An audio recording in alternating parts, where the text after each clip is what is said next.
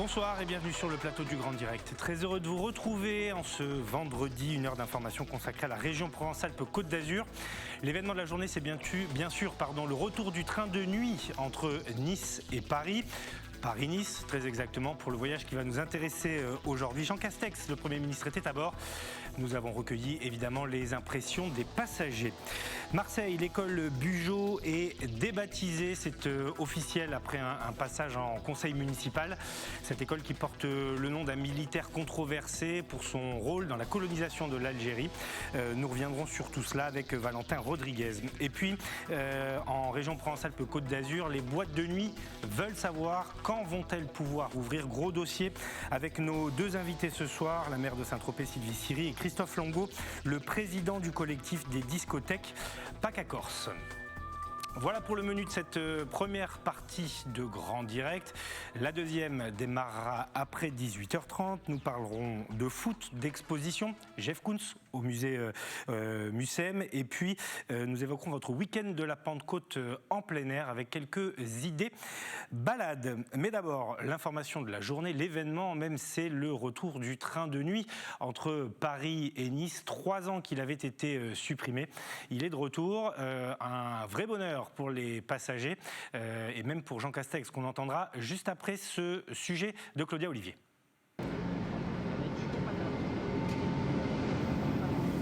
Il est enfin de retour après 3 ans de remisage en gare. Le train de nuit Paris-Nice a repris du service. Parti hier soir vers 21h de Paris, il est arrivé en gare de Niceville ce matin à 9h15. À bord, 250 passagers ravis. Les trains de nuit, ils sont pratiques, ils sont économiques, ils sont écologiques, ils ont vraiment beaucoup pour eux. Et que c'est un vrai retour du rail. Le train de nuit, c'est vraiment pour ceux qui sont de province une solution pour ne pas perdre une journée entière en déplacement. Et ça nous permet en fait à nous de pouvoir nous déplacer un peu partout en France sans perdre une journée entière. Un gain de temps, d'argent et de moyens pour Christophe Faniché, PDG de SNCF Voyageurs. Des travaux de modernisation dans les trains vont permettre d'améliorer le confort des passagers. Tout simplement, nous allons moderniser l'ensemble des voitures pour améliorer le confort et tout simplement, je donne un indice, c'est-à-dire se mettre en regard de la population française.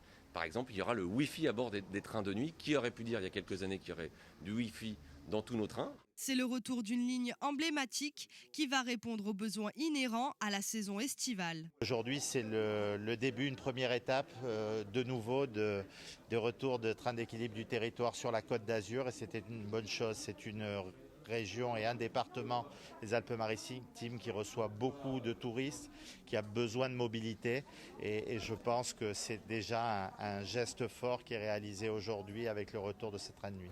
100 000 Azuréens utilisent le train régulièrement dans la région PACA. Le prix des billets pour le Paris-Nice de nuit oscille entre 19 et 39 €. Et ça ne vous aura pas échappé, il y avait un passager de marque à bord du train, le Premier ministre Jean Castex, qui a répondu aux questions de Claudia Olivier à sa descente de wagon sur le quai. Il est ravi du retour de ce train, notamment pour la région. Je pense à mes amis niçois et à tous les habitants de la Côte d'Azur qui revoient arriver ce train couchette avec un immense plaisir. Je pense à la Bigorre, à Tarbes, qui le verra dans quelques semaines. Vous savez, les territoires, depuis ma prise de fonction, sont au cœur de mon action. Je pense que la France des territoires, c'est la France de demain.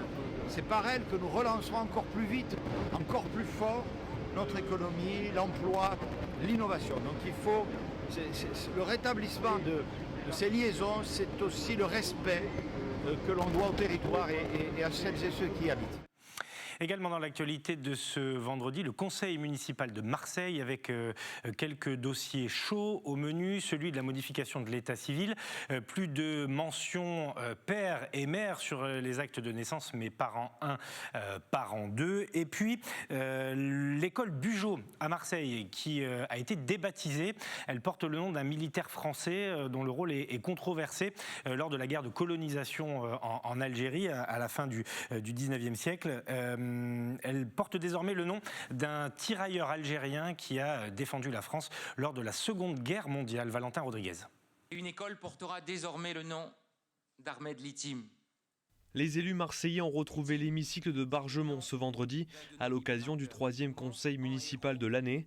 Un débat a particulièrement animé ce conseil, la modification de la dénomination de l'école primaire Bugeaud dans le 3e arrondissement, qui portera finalement le nom d'un tirailleur algérien de la Deuxième Guerre mondiale, Ahmed Litim. Aujourd'hui, nous avions donc une école, Bugeaud, qui portait finalement le nom d'un homme qui a encouragé des atrocités commises pendant la guerre de conquête d'Algérie. Qu'est-ce qu'on raconte à nos enfants? Vous savez, l'école est souvent le premier contact de l'enfant avec la République. On s'y construit, on devient des femmes et des hommes libres. Avec effectivement le fait de nommer, de renommer cette école au nom d'Ahmed Litim, on montre un exemple positif et ça parle à l'ensemble des habitants de cette ville et du pays, parce qu'il s'agit finalement d'un héros de la libération qui a sacrifié sa vie au nom de valeurs que nous partageons toutes et tous. Un changement de nom qui n'est pas du goût des élus de l'opposition. C'est un débat qui fissure, qui fracture et qui renforce les oppositions. Et je trouve que nous n'avons pas ni les uns ni les autres à réécrire notre histoire. Elle peut plaire, elle peut déplaire. Je pense que, en fait, ce qu'a voulu faire le maire dans une démarche idéologique, c'est probablement satisfaire une partie de notre population dans notre ville. L'école Bugeaud méritait de s'appeler encore école Bugeaud, car le maréchal Bugeaud fut un grand serviteur de la France. Et un autre équipement, une autre rue, aurait dû porter le nom de Ahmed Litim.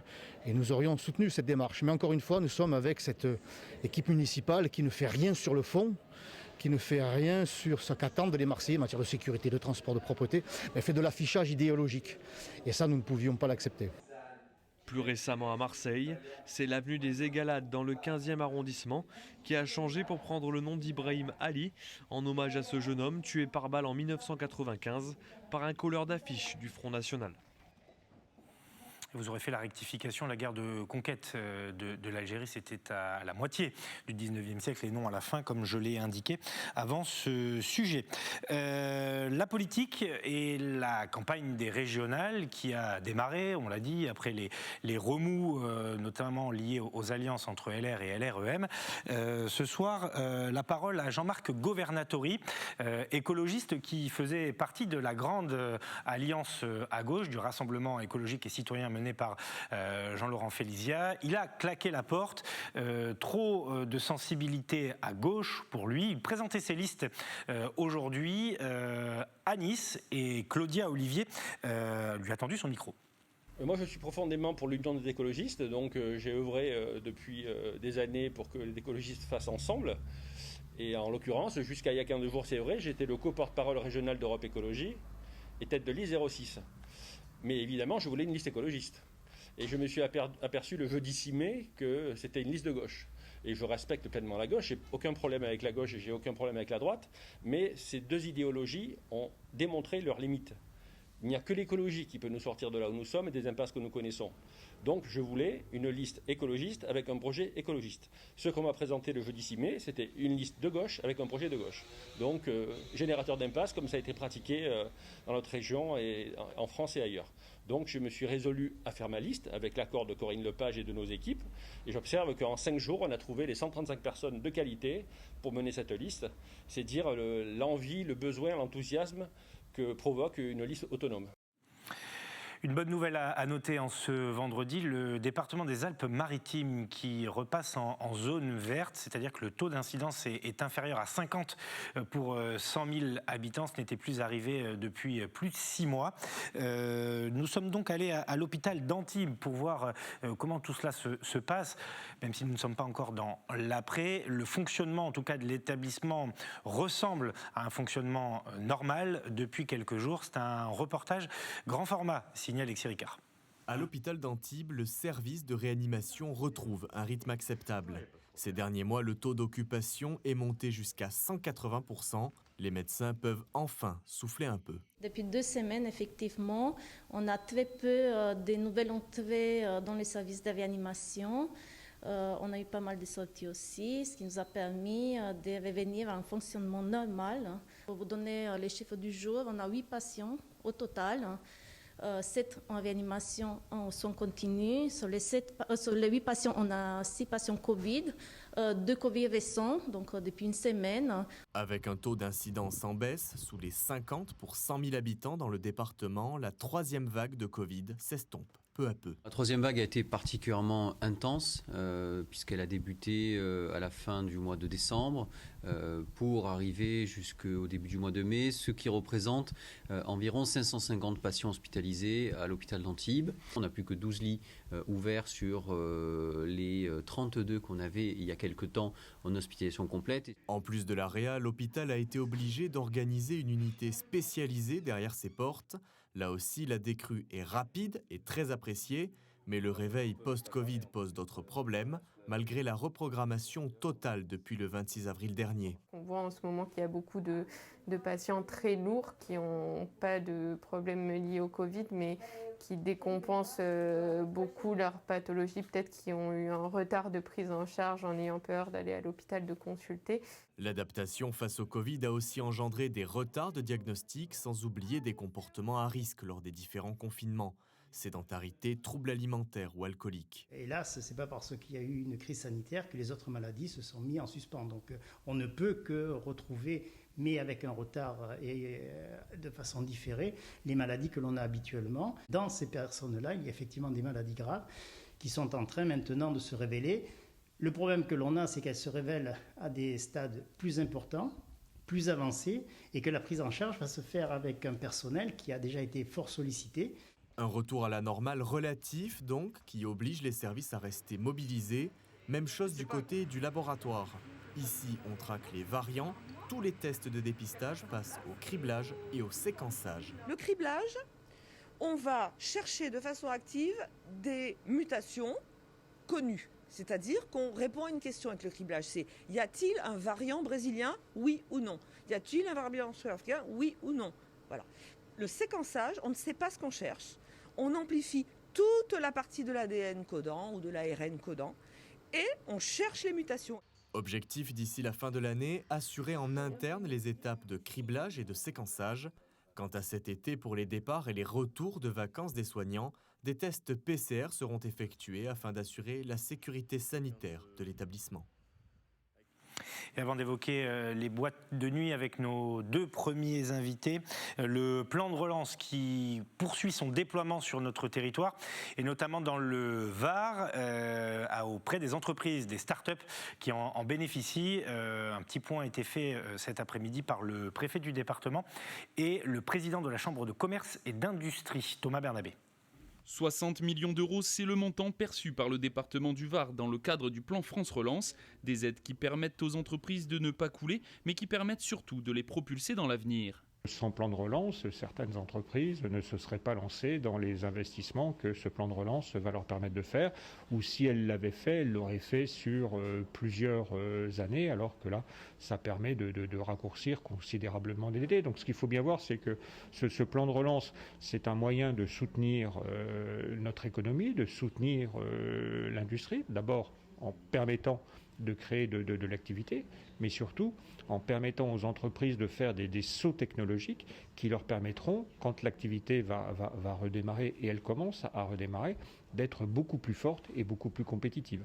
C'est le cas par exemple de l'entreprise Sonocar, une de celles qui a pu bénéficier de ce plan de relance. Grâce à ce financement, ce spécialiste du carénage maritime va pouvoir acheter un ensemble d'équipements afin de réduire son empreinte environnementale.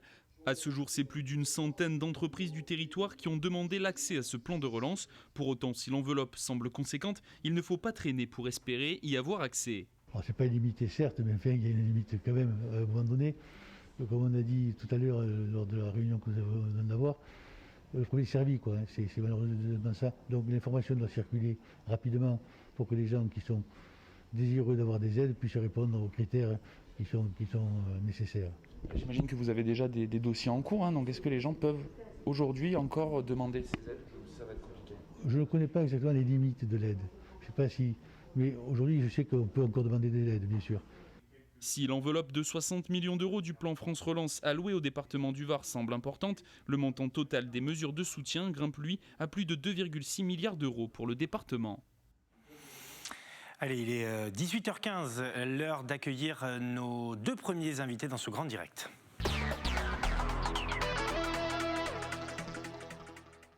Et nous allons nous intéresser au sort des boîtes de nuit en région Provence-Alpes-Côte d'Azur. Pour cela, nous accueillons Sylvie Siri, qui est maire de Saint-Tropez. Bonsoir, merci d'être avec nous. Vous êtes accompagnée, alors pas physiquement, mais en tout cas virtuellement, par Christophe Longo, qui est le président du collectif des discothèques pour les régions Provence-Alpes-Côte d'Azur et Corse. Merci à tous les deux d'être avec nous en direct. Je vais commencer avec vous, Christophe Longo, sur le constat. 142 boîtes de nuit en région Provence-Alpes-Côte d'Azur, donc j'exclus la Corse. Quel est le constat aujourd'hui? Parce qu'on parle de la date du 1er juillet pour la réouverture, mais rien n'est encore acté. Pour l'instant, rien n'est encore acté et on ne sait toujours pas où on va. De toute façon, là, pour l'instant, on attend les propositions du gouvernement qui devaient revenir vers nous avant le 15 juin ou 15 juin ou plus tard. Donc on attend et ça commence à faire long quand même, parce qu'on aurait souhaité avoir une réponse plus vite, parce que pour les clubs saisonniers, ça va être compliqué pour s'organiser si jamais on arrive à réouvrir. Il y a eu beaucoup de fermetures dans nos régions ? Il y en a, oui. Il y a quand même pas mal. En France, il y a à peu près 400 clubs qui ont fermé. Et chez nous, je pense que quand même, on n'est pas loin des 30-40 qui sont fermés ou pas loin de fermer définitivement. Ouais, au niveau français, donc 400 sur 1300, je crois, avant la crise. 1600. 1600, la proportion reste quand même assez importante.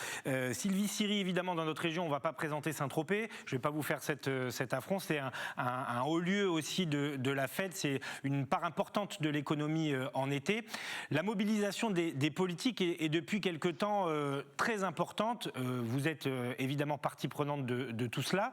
Qu'est-ce qu'on vous dit au plus haut sommet de l'État? Est-ce qu'on va trancher là dans les prochains jours? Écoutez, pour l'instant, ça, à ce jour, nous n'en savons rien. Donc vous demandez quand même à ce que le gouvernement reçoive les professionnels, je crois que ça sera le cas en juin, et donne une date. Absolument, absolument. Comme l'a dit monsieur, il faut quand même avoir anticipé, parce que si cette profession est obligée d'ouvrir des moments, ça va être très compliqué. Quelle est la situation à Saint-Tropez là, en ce moment pour les grandes boîtes de nuit, les établissements de nuit? Est-ce que les recrutements sont faits? Est-ce qu'on avance quand même un peu en anticipant une réouverture, ou c'est vraiment le stand-by?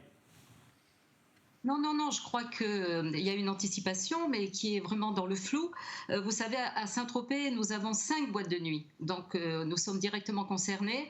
Et ça va être très compliqué pour trouver du personnel, parce que d'abord, c'est une activité qui est arrêtée depuis de nombreux mois. Et ça va être très compliqué pour reprendre. C'est pour ça qu'il faut un petit peu de temps, qu'il faut anticiper. Et nous, c'est vraiment un gros problème de sécurité et de risque sanitaire si les boîtes de nuit n'ouvrent pas. Alors on va évidemment évoquer les risques de fêtes sauvages, les protocoles. On va peut-être commencer avec ça, Christophe Longo. Les protocoles, pour être clair, pour vous, ils sont applicables dans les boîtes de nuit? Pour l'instant, de toute façon, on n'a pas eu encore un protocole qui nous a été proposé. Il y a la piste qui serait la plus probable du passeport sanitaire. Donc après, à voir avec le gouvernement, c'est toujours pareil. Après, un passeport sanitaire, je pense que c'est la seule solution pour qu'on puisse réouvrir en toute sécurité. On serait quand même les établissements avec le plus de restrictions, puisqu'on devrait demander aux gens s'ils sont vaccinés ou s'ils sont ou un test PCR négatif. Donc je pense que c'est possible pour nous, parce qu'en plus, on aurait de la traçabilité. Et c'est notre métier d'encadrer la jeunesse, c'est ce qui est important quand même, parce que sinon il serait presque un peu irresponsable de la part du gouvernement de laisser les jeunes livrés à eux-mêmes dans des fêtes sauvages ou clandestines, entre les mains de on ne sait qui, où l'alcool coulerait à flot, sans aucune surveillance, et où la drogue serait distribuée en toute impunité, aucune surveillance.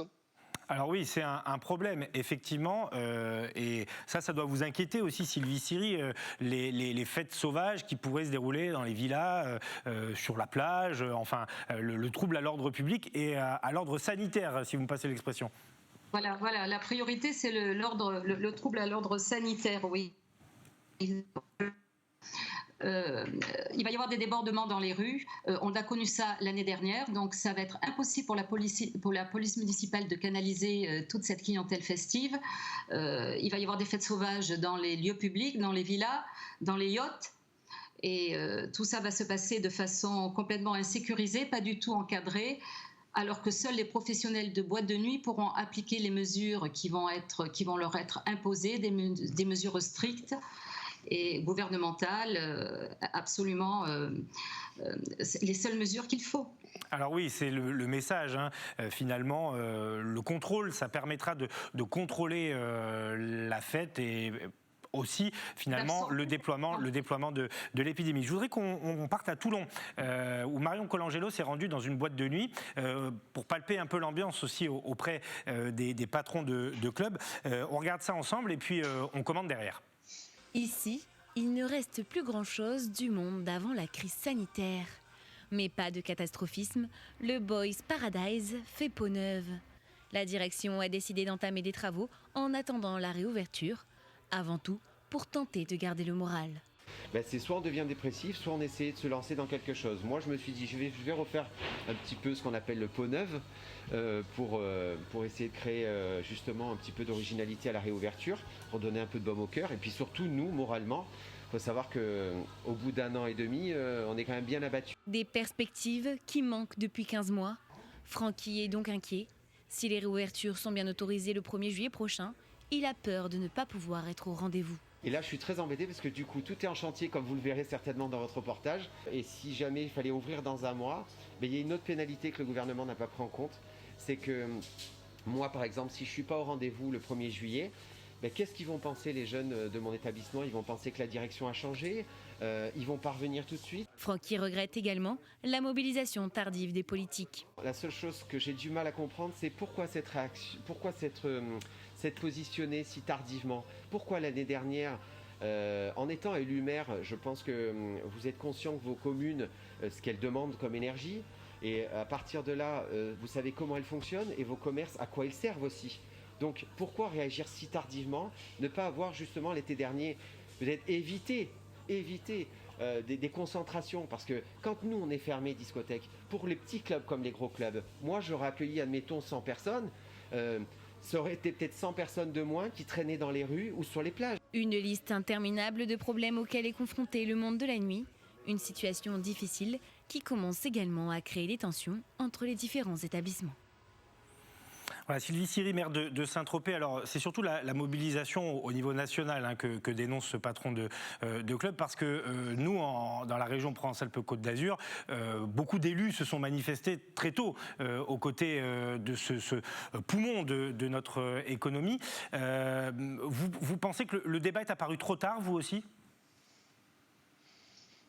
Bien sûr, mais bon, je ne vais pas rentrer dans des considérations politiques. Moi, je voudrais simplement qu'il y ait maintenant une prise de conscience et qu'on ne pense pas que les boîtes de nuit sont des lieux insécurisés. Voilà, il faut comprendre que ce sont des professionnels. Ils ont toujours su encadrer leur clientèle et là, dans cette période sanitaire, ils le feront encore mieux que personne.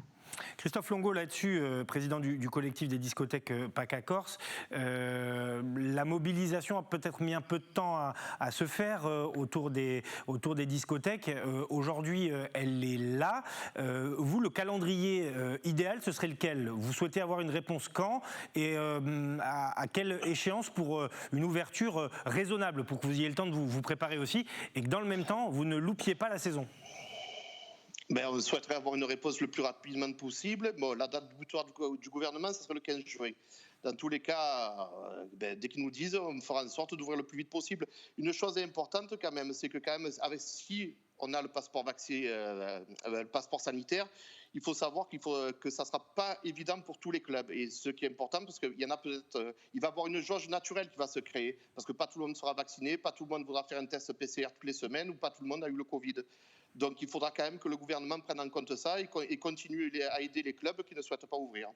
Comment vous gérez là actuellement les recrutements, la mise en place? Parce que on subodore que ça va rouvrir, mais on n'en est pas sûr, donc difficile quand même de faire signer des contrats, difficile de dire aux candidats attendez encore un peu parce que l'été se rapproche. Moi, j'ai la chance d'être ouvert toute l'année normalement, donc j'ai mon personnel qui a un chômage partiel et qui patiente. C'est certain, j'en ai perdu quelques-uns, mais parce qu'ils ont carrément changé d'activité, ou alors j'ai des étudiants que c'était qu'un travail pour payer leurs études. mais j'ai quand même une grosse majorité qui attend impatiemment qu'on puisse réouvrir. Voilà, l'ouverture saisonnière, c'est le cas à Saint-Tropez. Sylvie Siri, les boîtes de nuit en général ouvrent l'été. Comment ça s'est passé mercredi pour les restaurants, pour la mise en place des protocoles? C'est un bon indicateur aussi. Est-ce que vous êtes satisfaite de ce qui s'est passé à Saint-Tropez? Absolument, oui, il y a une responsabilité collective, ça s'est vraiment très bien passé. À 21h, il n'y avait plus personne sur le port et sur la place des Lys. Donc ce que vous nous dites, c'est qu'il n'y a pas de raison que ça se passe mal non plus avec les boîtes de nuit? Absolument pas. Non, je suis très confiante et j'espère vraiment cette ouverture. Alors évidemment, c'est le mal qu'on souhaite aux professionnels. Un dernier mot, Christophe Longo, sur les protocoles. Donc vous avez évoqué le pass sanitaire. On peut préciser que vous êtes bien souvent, vous, dans les clubs aussi, équipés de systèmes de filtration d'air en plus. Donc vous êtes parfois même plus en avance que d'autres établissements qui ont pu rouvrir, les musées par exemple. Exactement, on est les seuls établissements à avoir un système d'extraction d'air qui renouvelle l'air en 7 minutes. On est bien plus sûr qu'un bar, qu'un restaurant ou qu'une salle de mariage par exemple où il va pouvoir accueillir 500 personnes, boire et danser, et que chez nous, pour l'instant, on ne peut toujours pas. Donc on est un endroit, surtout, on souhaite être un partenaire de l'État pour lutter contre ce Covid, parce qu'avec la traçabilité, avec, comme vous dites, nos systèmes d'extracteurs, on pourra quand même bien canaliser la chose. C'est notre métier, on est des professionnels. Et quoi qu'il arrive, dans tous les cas, la jeunesse ou les gens en vacances feront la fête avec nous ou sans nous. Donc autant que ça soit canalisé dans nos établissements. Oui, c'est l'un des messages, effectivement, que vous passez et qui paraît aussi logique. Un dernier mot sur la jauge. Est-ce que vous seriez prêt aussi à revoir à la baisse cette jauge, à envisager le port du masque dans certaines conditions, l'utilisation de la piste de danse également? Enfin, vous êtes prêt à beaucoup de choses pour pouvoir ouvrir? À partir du moment où on a le passeport sanitaire, après, je vois pas pourquoi, avec la traçabilité, je vois pas pourquoi on serait censé avoir pourquoi on enlèverait la piste de danse, puisqu'il y a des gens qui vont aller dans des bars où il va être 300 personnes ou dans des mariages sans test PCR, sans passeport sanitaire tout simplement. Donc nous, déjà, le passeport sanitaire, c'est une garantie de gens qui est censé ne pas avoir le Covid. Donc la jauge se fera naturellement parce que c'est pas évident que tous les jeunes aient le vaccin, comme je vous ai dit tout à l'heure, ou veulent faire leur test PCR toutes les semaines. Allez, le mot de la fin va revenir à Sylvie Siri, maire de Saint-Tropez, pour évoquer la vaccination, le secteur du tourisme également. On a beaucoup parlé des boîtes de nuit forcément, mais Saint-Tropez est une ville touristique. Est-ce que l'ouverture très large aux serveurs, aux professionnels de la restauration, aux guides est une bonne chose à la veille de l'été, le fait que ça y est, la France ait enfin toutes les doses dont elle a besoin? Oui, c'est une très bonne chose. C'est une très bonne chose et j'espère que l'on puisse vacciner sur les lieux de vacances aussi. Sur les lieux, pardon, ça a été coupé, vous pouvez nous répéter?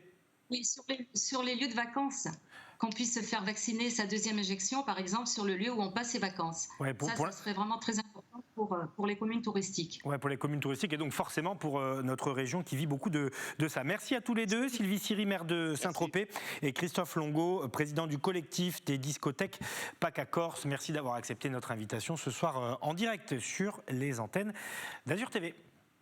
C'est la fin de cette première partie. On se retrouve pour la deuxième partie de cette émission juste après ça.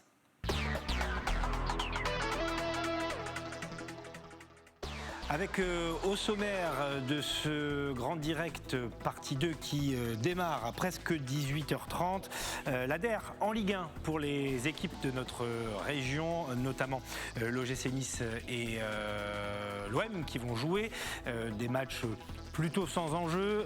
Nice qui va affronter Lyon, Marseille qui va affronter Metz. Marseille qui doit conserver sa place en Ligue Europe, mais il faudrait une catastrophe pour que le club ne se qualifie pas. La Pentecôte, vous allez la passer au vert, on en parlera juste après. Marseille et le MUSEM qui propose une exposition assez exceptionnelle, celle de la superstar Jeff Koons, superstar de l'art contemporain qui s'invite donc dans le musée marseillais pour la réouverture de l'établissement. Et puis, donc, je le disais, plein air pour le week-end de la Pentecôte. On va s'intéresser au Verdon. On ira également dans l'Estérel. On va vous donner quelques conseils et puis également quelques conseils de vigilance pour protéger votre écosystème.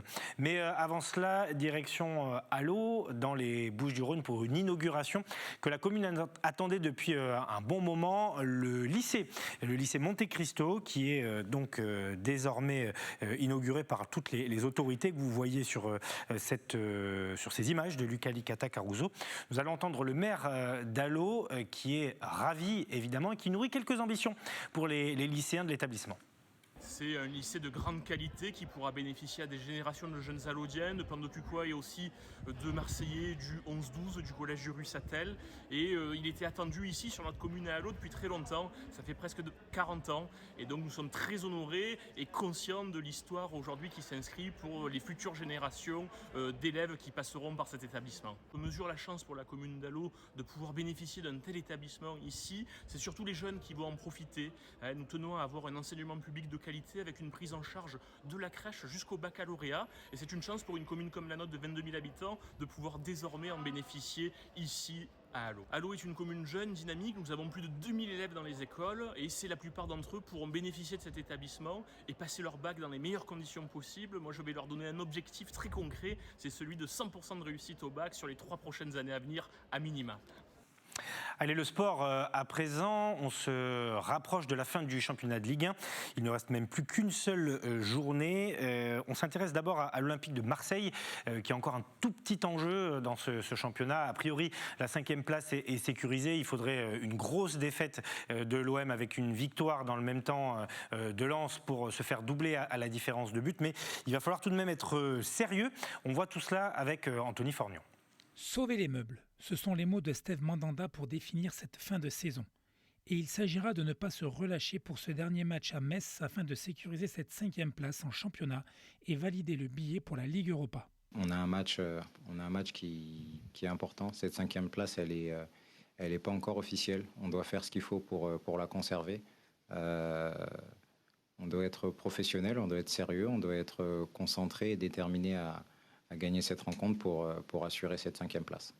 Non, clair la classification. Au classement, c'est pas gagné encore. Certes, on a une différence de but favorable, mais on va devoir aller chercher cette qualification qui n'est pas encore acquise. On a l'obligation de faire un match de très haut niveau. Comme vous savez, dans le foot, tout peut arriver. L'adversaire peut marquer 3 buts. Pour nous, ce match est comme une finale. L'Olympique de Marseille repartira la saison prochaine avec une équipe à reconstruire, mais toujours avec comme but à atteindre l'une des 3 premières places et la qualification pour la Champions League. Il va falloir être intelligent, il va falloir recruter bien et juste pour pouvoir faire une très bonne saison, parce que je sais que la saison prochaine, on doit être en haut du classement pour espérer faire la Ligue des Champions, parce que c'est l'objectif que le club doit avoir à chaque fois. L'idée est de faire une équipe compétitive pour la saison prochaine, comme l'ont pu faire Lille, Lyon ou Monaco. Nous devons être à la hauteur, mais également avoir la capacité économique pour bâtir une équipe compétitive. Il faudra du temps, de la créativité et de la capacité économique pour savoir où on va. Comme toujours, le groupe a été construit en fonction de l'implication de chacun, mais il faudra compter sur les suspensions de Florian Thauvin et Giorgio Sampaoli. Voilà, Marseille qui compte 6 buts d'avance à la différence de but avec Lens. Donc voilà, il faudrait vraiment une grosse défaite et une victoire dans le même temps des nordistes pour perdre cette 5e place. Nice est 9e dans le même temps. Plus rien à espérer de cette saison, si ce n'est finir en beauté face à une équipe qui, elle, est encore en lice pour la qualification en Ligue des Champions. Nice qui accueillera Lyon, toujours dimanche à 21h, puisque ce sont les soirées de multiplex. Conférence de presse aujourd'hui suivi par Marie Justo.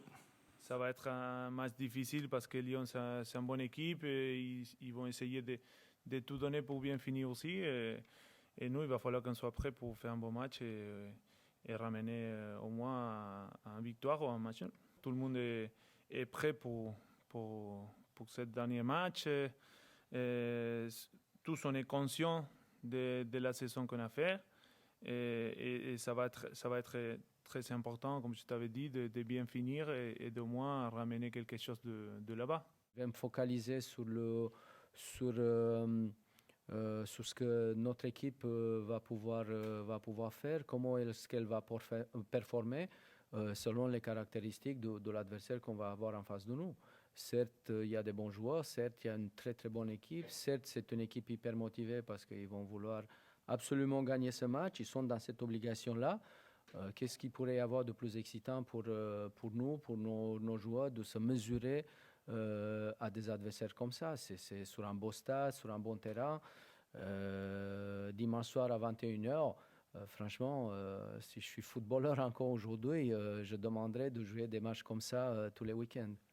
Voilà, et vous avez vu le patron du club, M. Ratcliffe, sur les images de Marie Justo. L'OGC Nice qui a profité de cette dernière conférence de presse pour engager une nouvelle action. Vous le savez, le fonds de dotation et le travail autour des associations est très important pour le club azuréen. L'engagement citoyen, les causes à soutenir sont primordiales. 5 petites associations ont reçu aujourd'hui un chèque de 2500 €, des structures qui gravitent autour d'enfants sans douleur. C'est une somme qui permettra de soutenir psychologiquement et financièrement ces petites associations. Je vous propose d'écouter quelques réactions, toujours au micro de Marie Justo. Chaque année, on essaie de soutenir des associations dans notre structure et dans notre opération Enfants sans douleur. Chaque année, on remet un chèque à 5 associations. Alors c'est à notre niveau. Là, on verse 2500 € par association, mais ça leur permet de subvenir à des coûts d'opération, à des coûts de séjour à l'hôpital, à acheter une nouvelle chaise roulante, un déambulateur. Tout coûte cher. Pour leur apporter notre petite aide, même si ce n'est pas forcément une grande aide pour eux, mais je pense qu'on leur apporte aussi de la visibilité, un côté financier et aussi peut-être pour eux, que ce soit du matériel ou je ne sais pas quelle raison, mais j'espère qu'à travers ce petit geste, on les aidera et c'est avec grand plaisir que je le fais aussi. Quand on a un enfant, on pense qu'au positif et être confronté à ça, c'est très difficile. L'annonce du diagnostic est très difficile.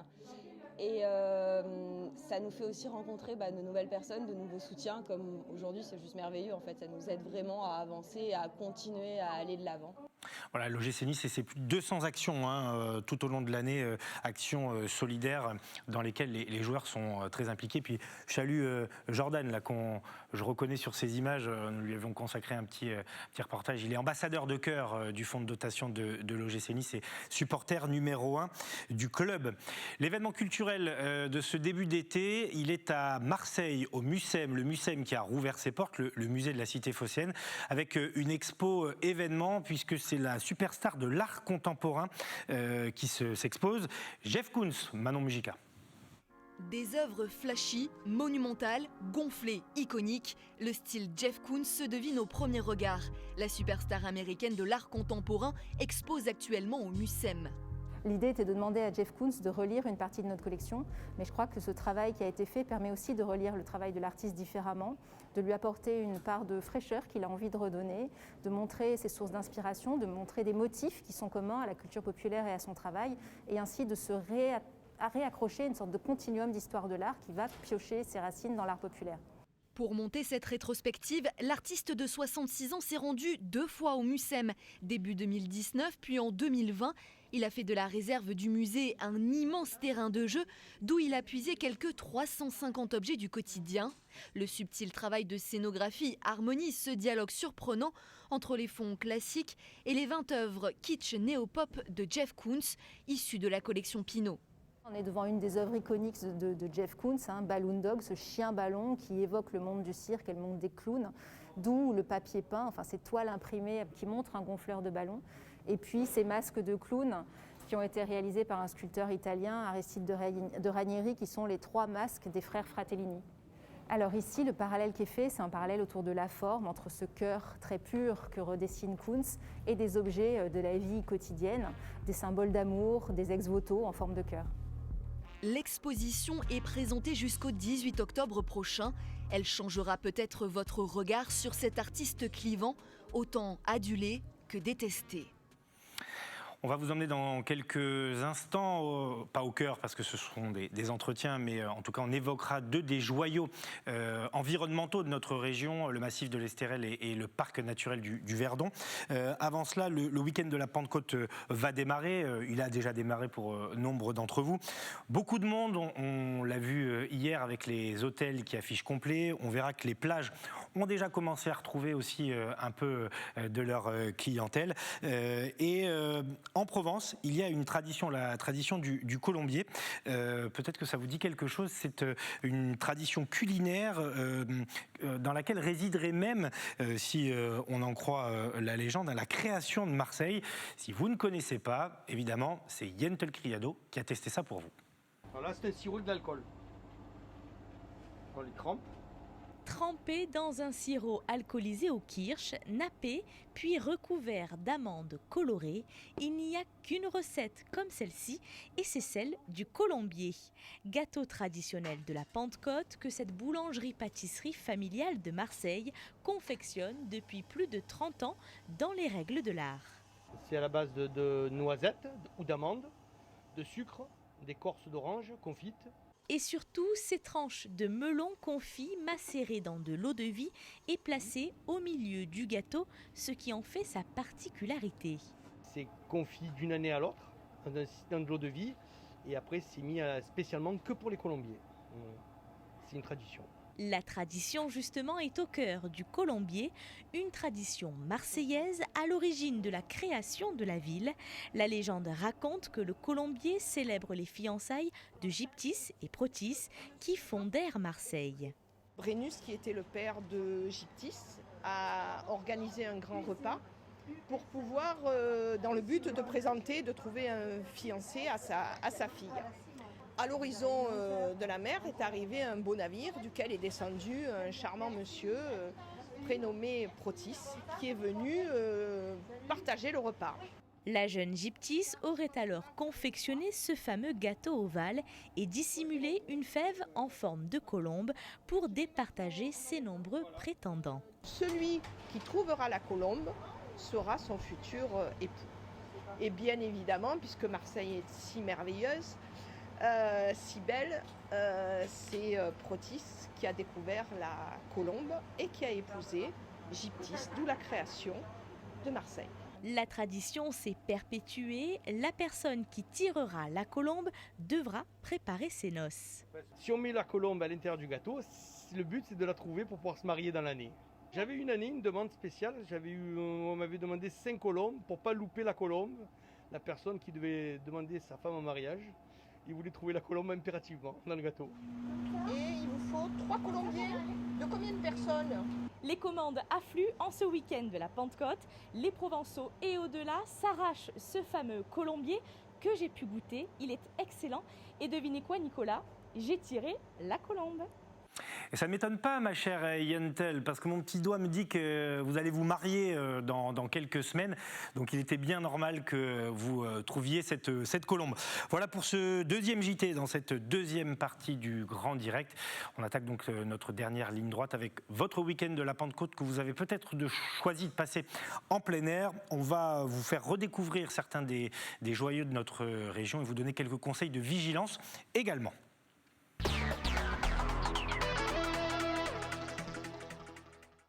Mais avant ça, vous le savez, petit rappel des titres de ce vendredi avec l'arrivée du train de nuit à Nice, Paris-Nice. C'est le retour de ce train plébiscité par les clients de la SNCF après 3 ans d'attente. Jean Castex était ravi, il était à bord. Les passagers également, des billets qui vous coûteront entre 19 et 39 euros pour voyager donc toute la nuit entre la capitale et la Côte d'Azur. L'école Bugeaud est débaptisée à Marseille. Le conseil municipal a voté officiellement la délibération. Elle ne porte plus donc le nom de ce militaire controversé pour son rôle lors de la guerre de conquête de l'Algérie à la moitié du 19e siècle. Elle porte désormais le nom d'un tirailleur algérien qui a défendu la France durant la Seconde Guerre mondiale. Et puis les boîtes de nuit veulent savoir. Nous étions avec la maire de Saint-Tropez et le président du collectif des boîtes de nuit en région Provence-Alpes-Côte d'Azur.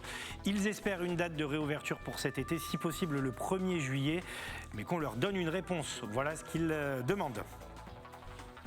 Et on va donc terminer ce grand direct du côté du massif de l'Estérel avec notre premier invité qui est là, André Frey, garde forestier. Bonsoir. Bonsoir. Merci d'être là.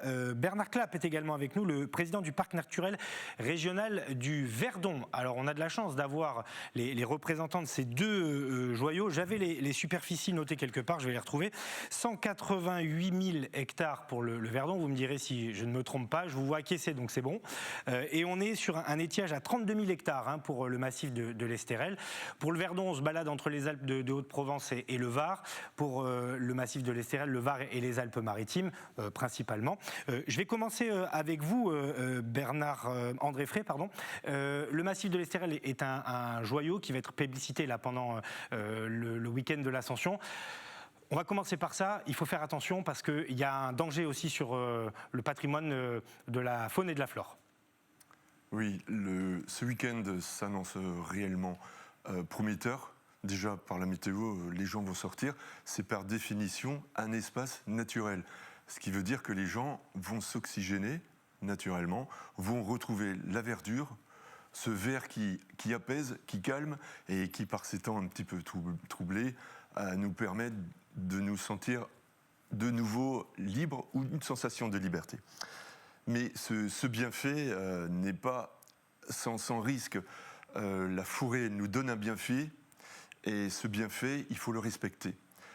Si on ne le respecte pas, c'est comme tout jouet, il va se détruire. Et c'est là où on appelle à la prudence. Alors oui, et éviter la surfréquentation, c'est un problème aussi que vous avez dans le Verdon. Ça se compte en millions, les visiteurs chaque année. Les gorges, mais pas seulement, le lac de Sainte-Croix. C'est un patrimoine assez exceptionnel. Là, c'est le premier week-end de liberté, entre guillemets, Bernard Clapp. Donc du coup, en plus, week-end de 3 jours, on risque d'avoir du monde.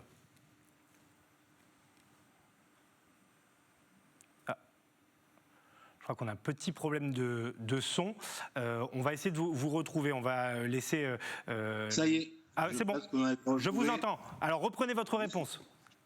Oui, je disais simplement que c'est le deuxième week-end, parce que le week-end dernier, nous avons eu quand même beaucoup de monde dans les gorges du Verdon, et qu'on a eu beaucoup de personnes sur des sites remarquables. Au contraire, on est heureux d'accueillir les touristes de la région sud pour qu'ils puissent venir découvrir cet environnement et ce patrimoine exceptionnel. Il y a des messages à faire passer, des messages où on ne peut pas accueillir sur nos sites n'importe comment. On est obligé effectivement de faire des messages de protection sur l'environnement, de sécurité. On parle bien de notion de seuil. Certains sites ont des capacités physiques à respecter, de sécurité, de parking, mais de calibrage aussi des sentiers. Une capacité aussi, j'allais dire, psychologique, parce qu'il y a des habitants sur ce territoire, des habitants où il peut y avoir des conflits d'usage, de stress, de qualité de vie. Il y a aussi une dégradation qui peut être importante sur des milieux et d'érosion due à des piétinements ou autres. Et le tout, c'est bien entendu, c'est de maintenir, de transformer une activité touristique en visant bien entendu cette rentabilité, cette pérennité de ce tissu économique. Nous ne sommes pas les seuls territoires en jeu. Que ce soit les Calanques, que ce soit la Sainte-Baume, que ce soit Sainte-Victoire. Certains ont des messages contraires maintenant. Je crois que le slogan de Sainte-Victoire, c'était « si vous aimez la Sainte-Victoire, ne venez pas visiter la Sainte-Victoire ».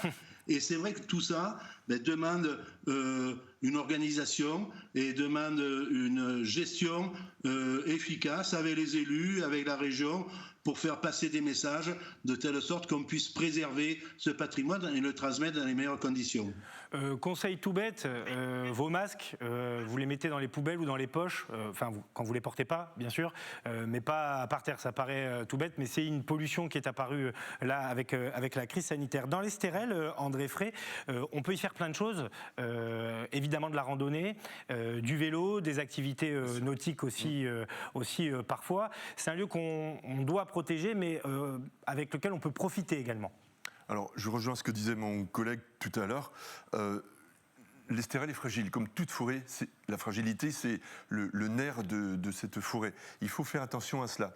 Et comme le disait mon collègue, rester sur les sentiers, c'est primordial. Ça veut dire que en sortir, on se met en danger. D'une part, parce qu'il est très très escarpé, il est dangereux de sortir des sentiers. Et deuxièmement, on peut écraser des choses qu'on n'estime pas. Et ça, c'est pas du ressort du public, c'est du ressort du gestionnaire en disant voilà, vous empruntez ces sentiers pour cette raison. C'est très simple. Le fait de se balader à gauche, à droite, ne donne pas le droit de piétiner quoi que ce soit.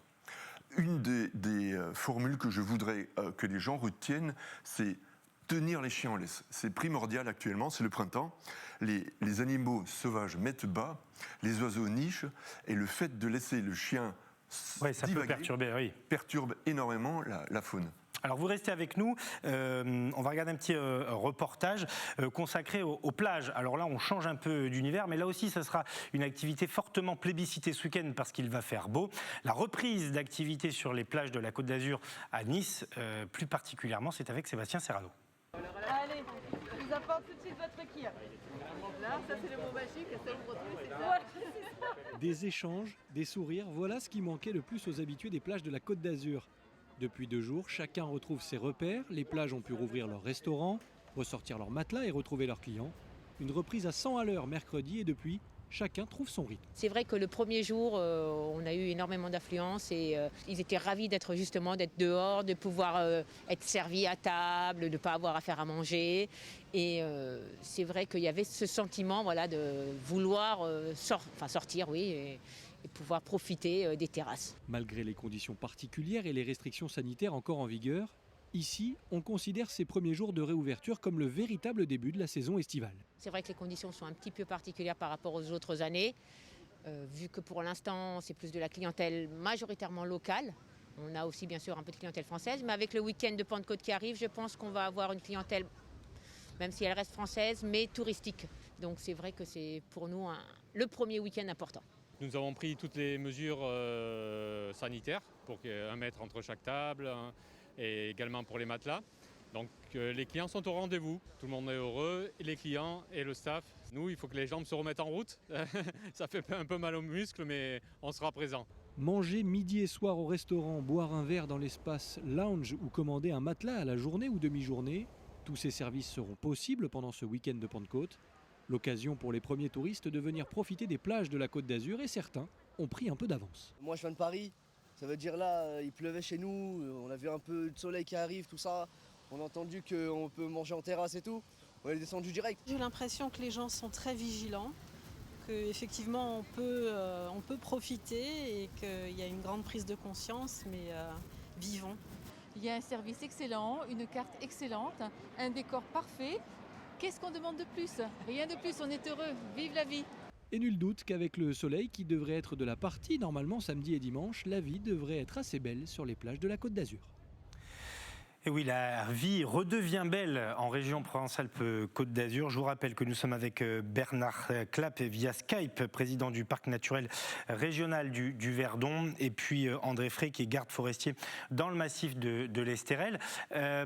Question à tous les deux, je vais commencer avec vous André. Est-ce qu'il y a un dispositif particulier pour ce week-end de surveillance, alors pas de contrôle, mais de surveillance? Alors, il y a toujours une surveillance sur place. C'est les postes qui sont pourvus, les maisons forestières faisant office de postes de contrôle, si on peut s'exprimer ainsi. Mais il n'y aura pas de contrôle vraiment très très pointu à ce niveau-là. Mais on appelle à la vigilance. Idem dans le Verdon, on va regarder, être vigilant, mais pas de contrôle précis.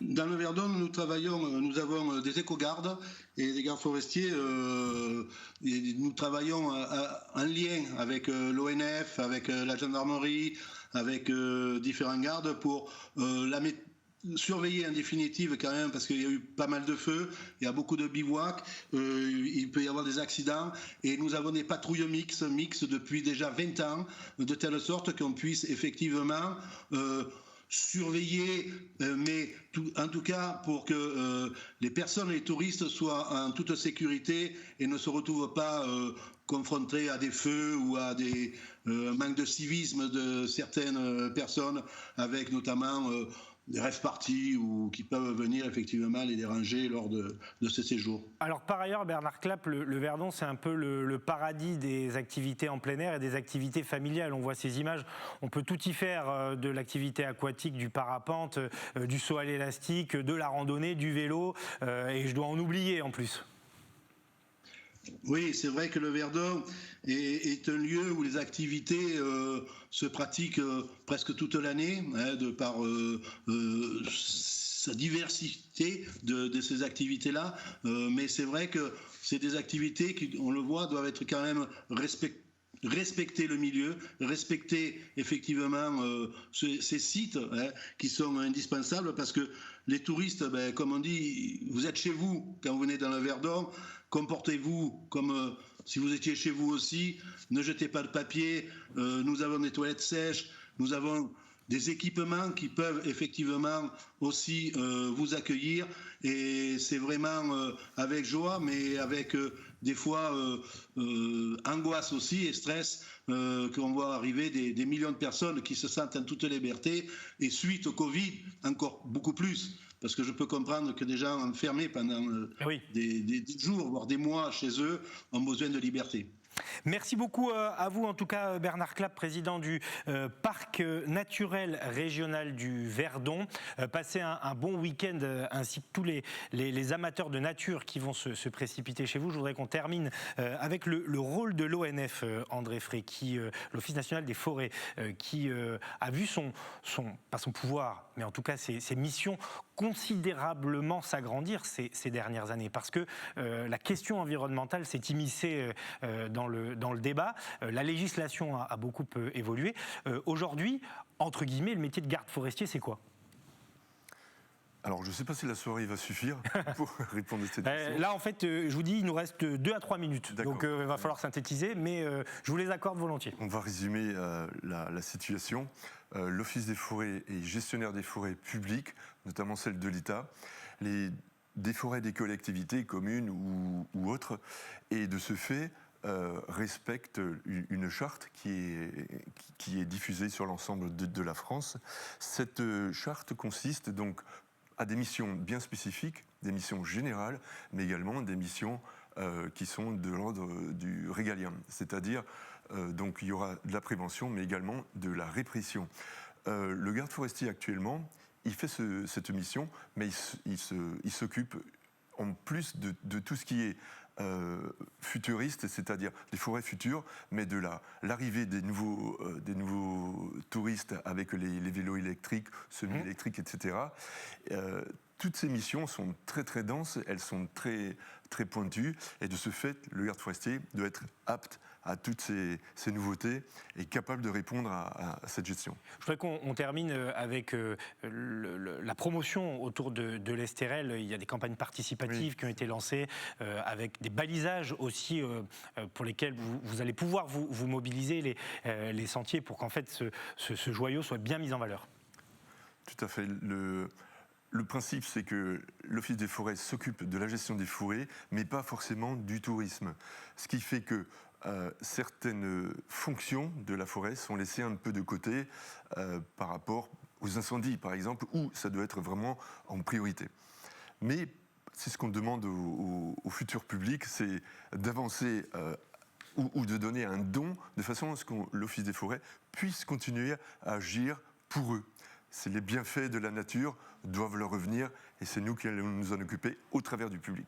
Voilà, parce qu'on ne va pas refaire l'histoire de la vie, mais la forêt nous permet de vivre, hein, donc de respirer tout bonnement. Donc effectivement, ce serait dommage de la détruire, d'autant qu'elle est magnifique chez nous, avec cette faune et cette flore à disposition, mais qu'il faut respecter.